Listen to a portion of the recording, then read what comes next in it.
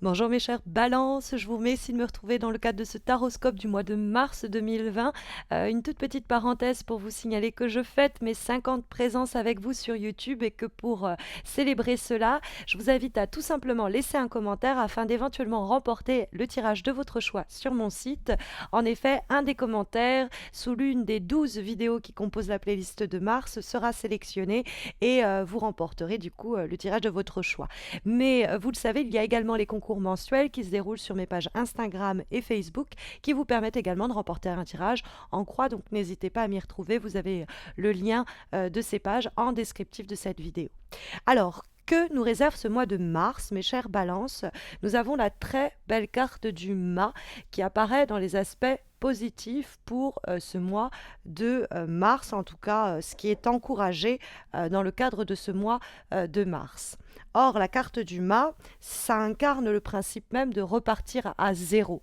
Hein, il y a l'idée, vous voyez, on lui a mis dans son cartouche le chiffre zéro. Alors, c'est un petit peu plus compliqué que ça. Il se situe entre deux mondes. Celui qu'il connaît et qu'il est sur le point dans lequel il est sur le point de s'engouffrer, il va se jeter dans le vide, à proprement parler. Mais voyez, il y a ce chien qui le retient ici, hein, qui l'empêche de partir. C'est ce passé qu'il est sur le point d'abandonner. Et donc, il est dans cet entre-deux, entre ce qu'il connaît et qu'il va laisser derrière lui, dont il va en l'occurrence s'affranchir. Hein. Il y a l'idée d'une liberté retrouvée et ce sur qui il est sur le point de s'engouffrer. Donc sur un plan professionnel, par exemple, c'est l'idée d'une reconversion. Hein. On se lance dans un domaine complètement nouveau, on repart à zéro. Ça peut être une vraie mouvance géographique parce que le mât a sur son dos son petit baluchon, hein, qui lui permettent comme ça de partir à l'aventure. Donc la carte du mât, elle peut encourager une quelconque forme de déplacement ou de voyage. Hein. Elle encourage les voyages vers l'étranger. Elle encourage aussi les mutations professionnelles, et puis l'idée de quitter une situation, quelle qu'elle soit. Si la situation elle est amoureuse, c'est la même chose. Hein. Il y a l'idée avec le mât qu'on se libère, notamment, on pourrait le comprendre sur un plan émotionnel, puisque nous avons la présence du roi de coupe qui se trouve dans les obstacles. Et ce roi de coupe, à proprement parler, ça ne devrait pas vous représenter puisque vous êtes signe d'air. Mais ce roi de coupe peut nous parler de vous sur un plan émotionnel et va décrire en ce sens une grande vulnérabilité. Hein, la carte du roi de coupe, ça peut nous dire que justement, ce qui nous a émotionnellement vulnérabilisés, c'est précisément ce à quoi le mât va nous permettre de tourner le dos.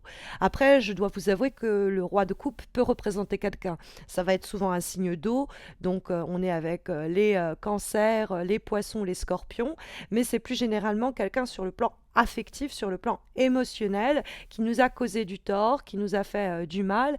Et c'est précisément cette énergie et cette influence dont le mât va arriver à se défaire et à se débarrasser. Hein. Mais il y a l'idée que ça nous tombe pas tout cuit, encore une fois, dans le côté du 8 de denier. Encore une fois, parce qu'il y a un tirage, un horoscope qui disait la même chose, donc n'hésitez pas à consulter votre ascendant. L'idée de travailler pour cette liberté obtenue. La carte du 8 de denier, c'est quelqu'un qui s'applique jour après jour à se délivrer petit à petit de ce qui le retenait, l'empêchait d'agir. Donc ça peut être des craintes qu'on va au fur et à mesure intérieurement travailler. Hein, c'est une sorte de travail intérieur pour arriver à justement ce qui nous vulnérabilisait émotionnellement, amoureusement, intérieurement, arriver à le façonner de sorte à que on puisse s'en affranchir.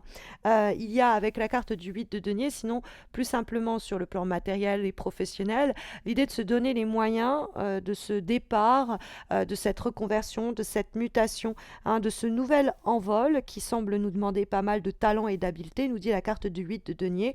Hein, c'est l'idée de nouvelles responsabilités, mais on fait ce qu'il faut pour. Alors, sur le plan personnel et affectif, le travail pourrait interférer, hein, c'est pas impossible, mais avec la carte du 8 de denier, on est en train de s'interroger sur ce que la relation à nous offrir, ce partenaire à nous offrir. C'est la même chose pour le boulot, des relations qui ne seraient pas amoureuses, professionnelles ou amicales. On est vraiment en train de faire le bilan et d'identifier est-ce que ça en vaut la peine, est-ce que je me décarcasse plus. Et je pense que le bilan nous amène à l'idée qu'il nous vaut mieux prendre notre envol, tel que l'indique le mât, hein, tenter une nouvelle aventure et tourner le dos à ce qui ne semble pas être source d'enrichissement. Hein. On va chercher notre bonheur, notre richesse ailleurs. Hein. Donc ça peut être sur le plan professionnel, hein, toujours cette idée-là. Vos idées sont un peu inattendues. Votre entourage pourrait d'ailleurs vous décourager de vous lancer comme ça dans cette aventure. Mais prenez cette prise de risque, même contre l'avis de votre environnement. Hein, suivez votre instinct. C'est une bonne période, nous dit le mât, pour tenter des choses qui nous paraissaient jusque-là inaccessibles et on va pas trop réfléchir et on va se lancer. On pourrait même bénéficier d'un coup de pouce soudain. Et sur le plan plus personnel, il y a un désir d'avancer vers une nouveauté absolue, de recommencer sur de nouvelles bases. Et pour cela, il nous faut faire table rase du passé et reconstruire. En ce sens, nous dit notamment la carte du 4 de bâton, de nouvelles fondations, une nouvelle base, un nouveau chez-soi, un nouveau cocon. Hein, parce que avec le mât qui s'en va et la carte du 4 bâton qui fait office de direction, on pourrait largement se demander si vous n'allez pas être amené, bon, on l'aura compris, à voyager, mais plus simplement à déménager. Le 4 de bâton, c'est la maison et c'est un petit peu welcome home. Peut-être que vous revenez au bercail, hein, mais il y a cette idée qu'on vous attend et que vous allez pouvoir poser vos valises, poser vos affaires et vous établir. Alors, sur un plan, par exemple, professionnel, hein, on va tenter son aventure ailleurs, dans un autre domaine, et ça va avoir des effets vertueux. Hein, on va pouvoir créer des fondations solides où on va pouvoir rester. Hein, et c'est très bonne nouvelle. Sur le plan personnel, on pourrait quitter quelqu'un qui nous a fait ce fameux roi de coupe, hein, qui quelqu'un ou une situation qui émotionnellement nous a fait beaucoup de mal. Et donc, il y a cette idée de reprendre un peu le pouvoir, se donner les moyens avec la carte du 8 de denier, de travailler à faire en sorte que cette influence-là eh bien, disparaisse, que on s'en délivre, nous dit la carte du mât, qu'on arrive à se libérer, se délivrer pour créer un nouvel espace.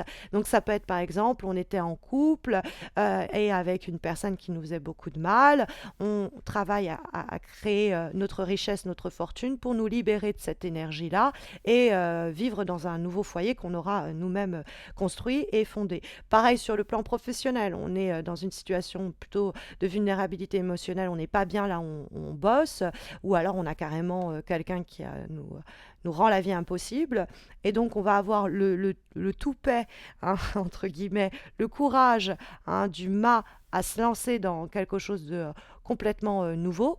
Et on va du coup s'établir ailleurs. Et c'est ce que nous dit cette carte du 4 de bâton, hein, qui est bien aspectée dans l'idée de ça y est, je m'établis, je pose mes valises. Il y a même l'idée de célébration. Je suis dans une position où je peux même célébrer. Il y a une question presque de festivité autour de ces nouvelles bases, de ces nouvelles fondations que nous avons trouvées.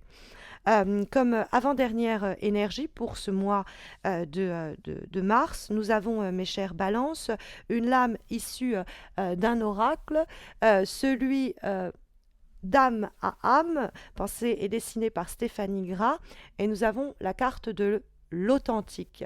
L'authentique résonne en moi très fortement avec ce que porte comme énergie le mât.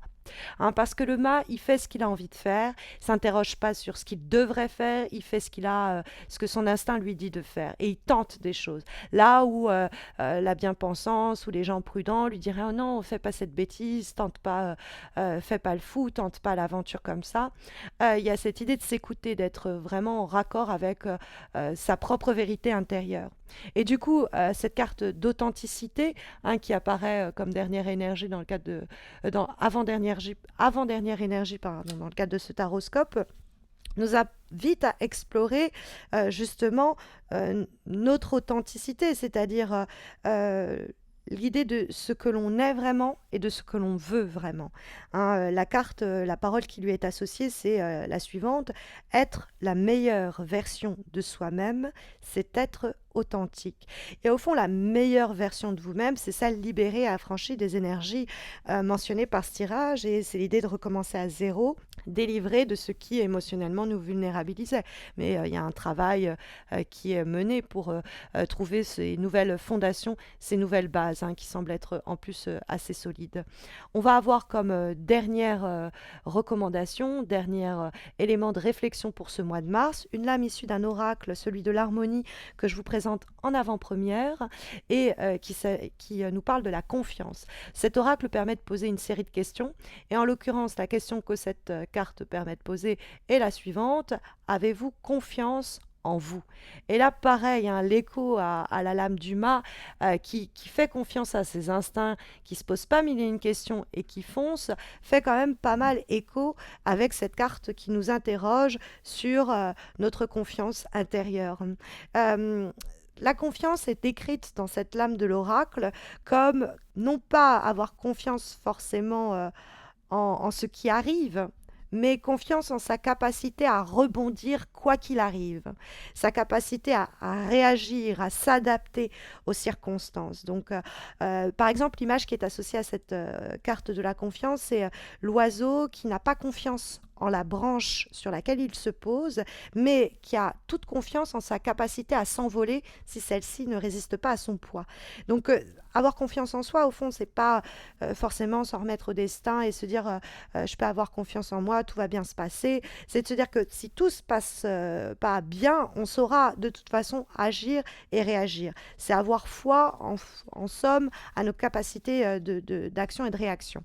Et cette carte-là nous dit que tout ce que l'on a vécu et les périodes qui peuvent être même un peu plus éprouvantes font partie du plan plus vaste que la Providence a pour nous en, en que nous réserve la Providence et que même si on a eu le sentiment d'avoir certaines épreuves qui ont été très éprouvantes, en réalité ça faisait partie du chemin et ça nous amène quelque part. Et ce quelque part, c'est là où le mât nous mène précisément. Ce saut dans le vide que le tirage ici encourage pour ce mois de mars. Donc tentez l'innovation, tentez la nouveauté et surtout faites-vous confiance.